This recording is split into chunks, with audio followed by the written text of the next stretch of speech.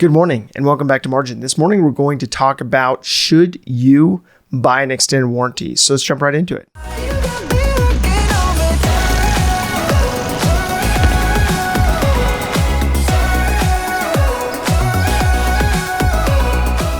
So people find a significant amount of peace of mind when it comes to an unexpected financial event occurring and having someone else foot the bill for that. So whether it is an American Home Shield home warranty that covers your fridge that goes out, or it's a road hazard warranty from Discount Tire that covers some kind of tire damage that allows you to get your tire replaced for free, or even some kind of Apple Care coverage for your MacBook that allows you to get your screen replaced for free. People would prefer typically to pay for these various warranties and have those bills covered by someone else rather than saving up and paying these out of pocket along the way. So the peace of mind that comes from having someone else foot this bill is undeniable. And with vehicles, it is no different, especially being that vehicles are typically the second most expensive asset that people purchase. And so when you're going through the process of purchasing a vehicle, there's no surprise that people typically opt in for some kind of additional insurance policy around protecting that asset. But my question is this just a false sense of security?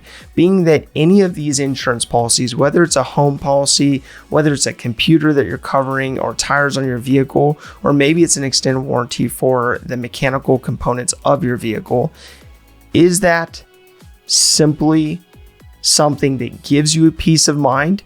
But when you break down the actual figures that go into it, when you break down the actual costs associated to it, whether it actually even makes sense to do. So the question comes down to who really is footing the bill. When it comes to an insurance company who writes a policy for you to adopt and utilize, you're paying a premium, and they are analyzing that data that they gather from all of their various clients to make sure that their premiums make sense based on the amount of risk they're taking on for the various losses that they will have to pay out on. And so when you're going through that process, keep that in mind that insurance companies are working behind the scenes consistently to make sure that the policies that they're writing make sense for them. And so when you're going through the process of looking at, what policies to adopt, what policies to utilize, what warranties to get, keep that in mind that those policies are first and foremost there to make a profit. So as you may have experienced with other products, not all warranties are created equal. We know that to be true, but how often do we not prepare ourselves before we step onto a dealership, before we step into that showroom floor and into the office of that sales manager who has access to this information and who is selling these products on a daily basis. So it's important for you to understand what add-ons you are wanting to purchase, what options you're looking at, and what additional warranties you're considering before you actually go into negotiating for this. So most manufacturers have at least a 3-year, 36,000 mile bumper-to-bumper warranty and a 4-year, 50,000 mile powertrain warranty. So at a minimum, companies like Jeep, Toyota, Ford, those companies have a basic bumper-to-bumper warranty as well as a powertrain warranty. So the first question comes down to how long you planning to keep the vehicle for. So if you are planning to keep the vehicle for a period of time, know that going into the dealership, knowing whether any additional provisions are necessary. So these additional provisions would typically be added to the backside of your warranty and would cover you between the time that you have an expired warranty and the time that you sell that vehicle. Now with that, if you are not keeping that vehicle beyond the 3, 4, 5-year point, you have to evaluate the risk. How much risk is there that major components are going to fail between when the warranty expires and when you sell that vehicle? But this all comes down to how long you keep the vehicle, the number of miles you put on that vehicle, and the general wear and tear on that vehicle based on how well you maintain it. So oftentimes we have unfounded fears that are not actually based on facts. And unfortunately, what ends up happening is these insurance companies feed off our fears of the what ifs, what could possibly go wrong, and how can we insure against what could possibly go wrong.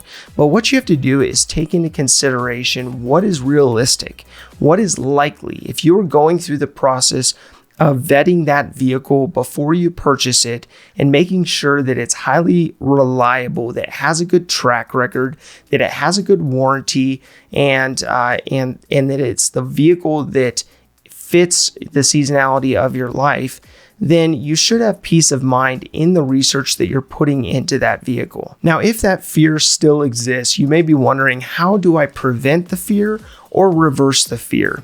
And I believe that part of this comes down to having a plan to spend. When you have a plan to spend and have a category related to transportation where you have a certain amount that you put aside for the purpose of maintaining your vehicle, you're going to build in peace of mind knowing that you are saving above and beyond what it costs to maintain that vehicle on a monthly basis so that you have reserves in place in the event that you do have a component that fails that needs to be replaced. So normal maintenance is not typically covered in an extended warranty unless you get some package that has that provision. But typically things like an O2 sensor, a battery, a timing belt, a brake job of sorts, those types of things are not typically covered within an extended warranty. And so what you'll want to do is be mindful of the fact that the extended warranty is playing to your fears of what could possibly happen, but looking at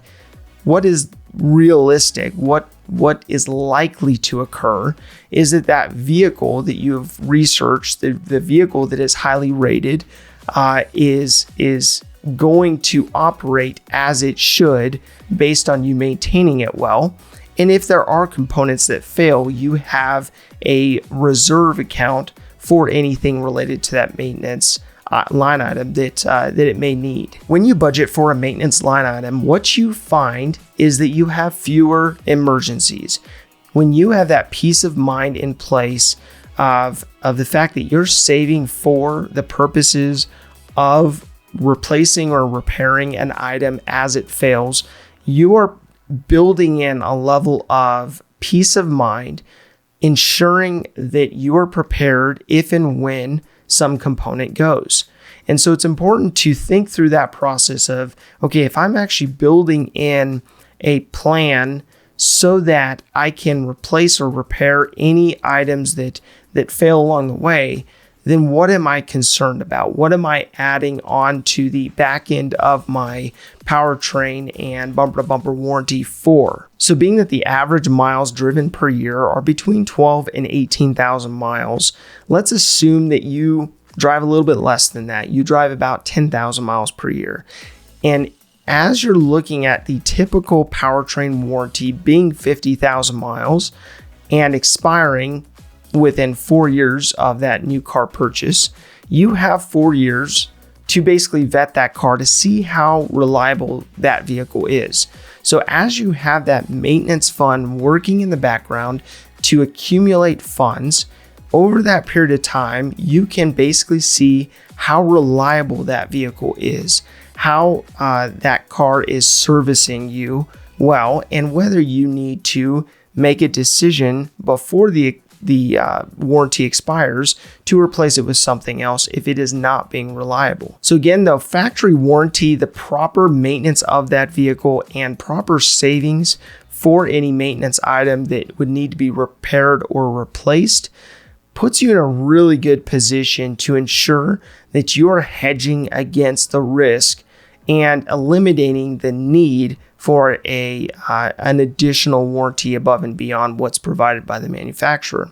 So thinking through that process, that should alleviate some of the fear around being pressured into buying that additional warranty. So a side effect of building margin is the ability to give you space so that you're making decisions without having an emotional response to things. So the purpose behind building that margin allows you to take situations and scenarios like buying an extended warranty and logically thinking through it. So assuming you would be getting a loan for your vehicle, an example of this would basically be looking at the cost of that extended warranty and going ahead and getting a car loan for that amount. So let's assume that you're buying the car for $17,500 and you have an additional $2,500 for that extended warranty. So you would be getting that loan for $20,000. Then you would be taking that money and putting it into a savings account of some kind so that you can watch and see how that car performs over a period of time and determine whether it's going to be reliable. And based on that vehicle proving itself to be reliable, you can then take that $2,500 and put it back towards the principal pay down on that vehicle. I say this because a $2,500 loan against your car for an extended warranty extrapolated over 72 months, which is about the average that people are getting for a term these days, with an interest rate of, let's say, 5.5%, which is around the average interest rate for a vehicle today, would tack on about $40, a little over $40 per month for that extended warranty. So this leaves out any fees or deductibles for actually utilizing that extended warranty. The problem is the fact that over that 72-month period, you're going to end up paying about $3,000 for that extended warranty. Whereas you could put that money into a money market account or something else, some kind of investment, and you could actually see how that car performs and then be able to roll that money back into paying down the car if it proves to be reliable. So the other component at play is the fact that you could always add that extended warranty at a later date. Now it may cost more, it may be something that you have to consider before your factory warranties are expired. But at the end of the day, if you build in a system where you are getting an additional loan or putting an extra amount if you pay cash aside for the purpose of repairs, you'll find that it's a forced savings. It allows you to save for the purposes of a rainy day fund when it comes to your vehicle. And then allows you to build in that routine so that going forward, you always have a maintenance fund set aside for this purpose. Now, if you have already purchased one of these extended warranties at one point for your vehicle, what I would encourage you to do is to look at how reliable your vehicle has been. And typically with these extended warranties, they allow these warranties to be prorated. So if you bought your vehicle a year ago, you have let's say a 3-year extended warranty, you can then prorate that warranty based on use. And so if you've already purchased that warranty, if your car has proven to be reliable, I would look into canceling that policy and then being able to take those funds, take those resources, and either pay down your loan or put them into a savings account. So my call to action today comes down to looking at the vehicles you own and whether you have ever purchased one of these extended warranties. Now it could be for tires or wheels or for glass replacement, or it could be for anti-theft. It could be for just a general extended warranty, but looking at the policies that you have in place to see which ones you've actually utilized and if you actually need them going forward, and or whether you can go ahead and cancel those on a prorated basis and add that to your maintenance fund for your vehicles. If this information is helpful to you, please do like, subscribe, and hit the notification bell so you're reminded to come back on a daily basis and improve in managing your personal finances. Thank you for your time. Enjoy your day. We'll see you back here tomorrow.